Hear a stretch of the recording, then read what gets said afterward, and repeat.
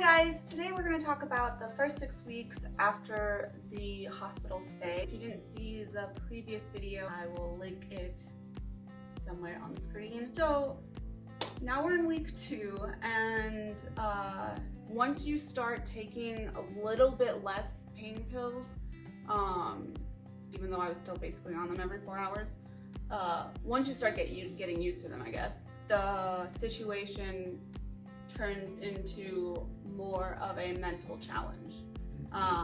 So basically every single day I was feeling like it was identical, and it was like Groundhog Day. I would wake up and it'd just be the same day. I'm just sitting here watching TV, not moving, not doing anything with my life, and wasting time, even though I know recovery is not wasting time. It's just that's how I felt. It's surprising how fast your mind acclimates to a routine being shifted, because all you could do was sit there motionless, literally like this, and watch, movies or shows or something. That's it. And I was feeding her like this, her soups, because lifting. I was bringing up her drinks for her and things. Well, I use a straw. Yep. So use straws. They're very helpful to not have to pick up your thing. Yep. So she couldn't lift anything. So anything that she needed, I had to lift that up. I was also doing a lot of the phone work, answering her texts, answering her phone calls. I mean, that was part of my daily routine anyways. My communications with nurses, setting up appointments, communicating to the surgeon's nurse if there were challenges, refilling prescriptions and things like that, which brings us up to a major issue, which I believe you're going to go and do a whole other video, because this deserves its own I am going to do a video on what? Oh, it's after 2 weeks. That's what the hospital believed was going to be sufficient for your pain prescriptions, wasn't it? Because that was after 2 weeks that we found you going through cold turkey. Yes. And this is a whole other series. So, yes. The hospital was because of this whole opiate epidemic, the hospital was very strict on how many pills they were giving out, even to a person that just got their spine open and reconstructed. It wasn't about what your pain is, it was just that administratively it was decided that 2 weeks is what it's going to be. Yep. And no concern with what the patient wants. Yeah, so I ended up having to go through a whole weekend of 3 days, Friday, Saturday, Sunday, Monday. Yep. Of 0 pain pills. And that's coming from, taking them every 4 hours. 24 hours a day, because I was getting up in the middle of the night. Like I said, I had set alarms, and that was 24 hours because you were on a 2 to 3 to 4 hour routine of pain medications. And so my alarms were going off every 4 hours. So the most I was able to sleep during those first 2 weeks and a month practically was 4 hours. Yeah. So you go from somebody taking pain prescriptions around the clock, 24 hours a day, to all of a sudden nothing. Is horrible. It is awful, especially pain-wise. Pain-wise, I literally could not function. I don't think I was even present for any of that time. So painful, couldn't do anything, couldn't move.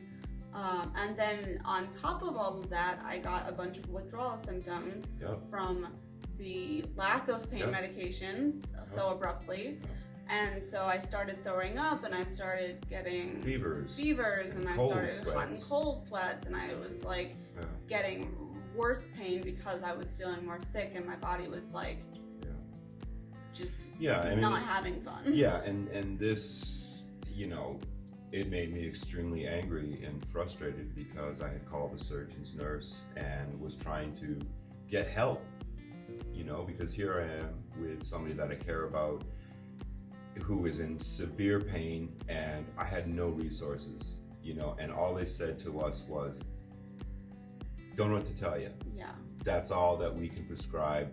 We can't legally do this. You can, pay for it out of the pocket, but you can't buy opiates, number one. Yeah. And the insurance company will not you know, pay for it. So basically you are shit out of luck for 3 days. Sorry.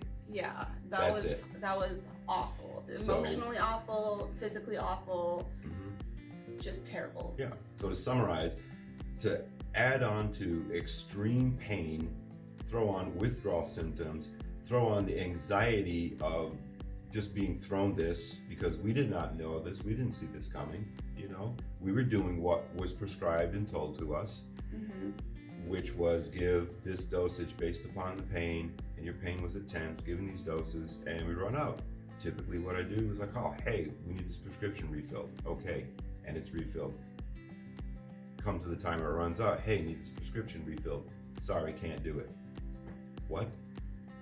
Yeah, so I want to do a whole separate video on that, which will include a lot of like natural things that you can get at like a co-op in replacement, because that's when we kind of started taking the initiative to go the natural route, because they gave us nothing left to work with. Well, I think that was also where I mentally had to shift my mind into, okay, I can't rely upon anybody else, it's up to me. I am where, you know, I need to go to me to try to solve these issues, because previous to that I felt like I had the resources, you know, to reach out to, hey, we need help with this, hey, we need help with that.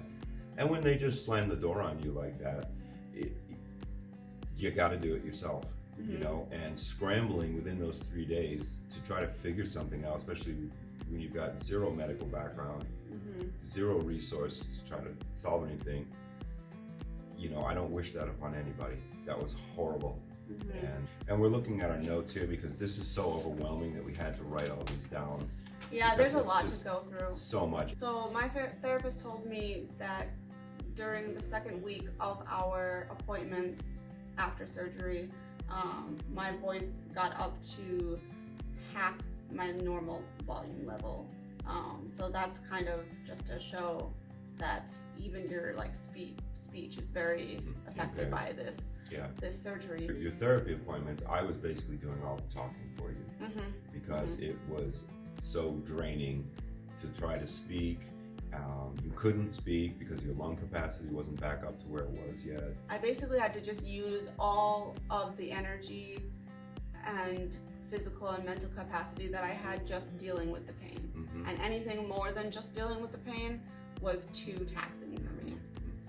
So I was helping you with literally every aspect of existing, from standing up to sitting down, you know, getting out of bed, the specific way you have to get out of bed, helping you literally, you know, laying you into the bed, standing up, you know, holding your hands as you walk, you know, then bringing you into the bathroom, and then, you know, pulling your pajamas down and sitting you on the toilet, and, you know, wiping you, and, you know, you have a bidet, so we're using that.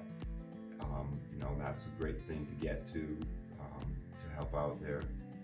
And then, you know, standing up, and literally every aspect of any type of motor function, I was the motor function. Yeah. Whatever you can think of, you know, I was doing it.